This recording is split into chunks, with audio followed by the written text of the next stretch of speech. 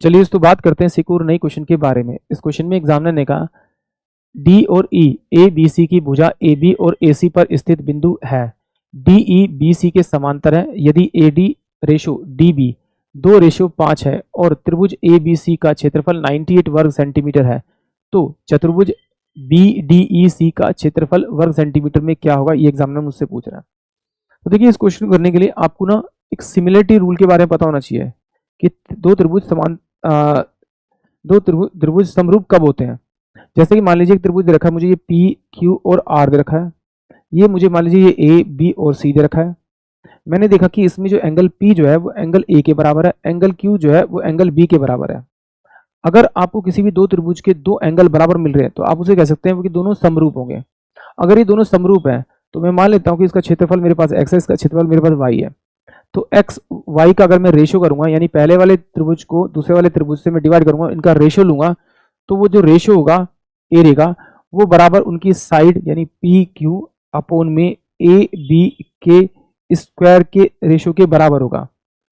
और अगर उनकी हाइट दे रखी है तो मैं उनकी हाइट का रेशियो करूंगा यानी h1 का स्क्वायर करूंगा और h2 का स्क्वायर करूंगा, ये उसके बराबर भी होगा। और अगर आपको ये बात पता है तो फिर आप इस क्वेश्चन को आसानी से सोल्व कर पाएंगे। जैसे देखिए एग्जामिनर ने क्या कहा, यहाँ पर a और b और c दे रखा है और उसने कहा कि भाई ये मेरे पास में आपका d पॉइंट है और ये मेरे पास में e पॉइंट है और AD जो दे रखा है वो 2 दे रखा है और जो BD दे रखा है वो 5 दे रखा है। तो इस पूरे ट्राइंगल की जो साइड आ जाएगी वो तो मेरे पास में 7 आ जाएगी।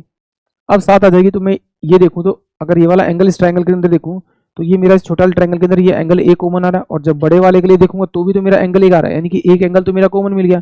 और इस एंगल की बात करूं तो ये वाला एंगल इस वाले एंगल के बराबर हो। कैसे जरा देखिए, अगर कोई दो समांतर रेखा दे रखी है उसके बीच में जो लाइन, अगर मैं ट्रांसवर्सल लाइन खींचूंगा तो इन दोनों सम का जो इन दोनों एंगल का जो सम होगा वो 180 होता है। अगर मैं मान लूं कि ये 60 है तो ये वाला मेरे पास 120 होगा, और ये स्ट्रेट लाइन है, स्ट्रेट लाइन का एंगल कितना 180, तो ये 60 आ जाएगा, यानी ये वाला मेरे पास में क्या आ रहा है, बराबर आ रहा है। तो इसका मतलब ये एंगल मेरे पास में इस एंगल के बराबर है, ये कॉमन है। इसका मतलब इन दोनों ट्राइंगल में दो एंगल मेरे कॉमन हो गया, यानी कि सिमिलर प्रूफ हो गया। तो मैं कह सकता हूँ बड़े वाले ट्राइंगल की साइड का स्क्वायर करूंगा तो मेरे पास में पूरे ट्राइंगल का एरिया आ जाएगा 49, और छोटे वाले ट्राइंगल की साइड का स्क्वायर करूंगा तो मेरे पास में छोटे ट्राइंगल का एरिया आ जाएगा। तो इन दोनों का डिफरेंस करूंगा तो डिफरेंस कितना आ रहा है मेरे पास में 45, यानी कि रेशियो में जो ये वाला एरिया आ रहा है वो मेरे पास में कितना आ रहा है आपका 45 आ रहा है। बट एग्जामिनर कह रहा है भैया ये 49 नहीं है, ये कितना है आपका 98 है।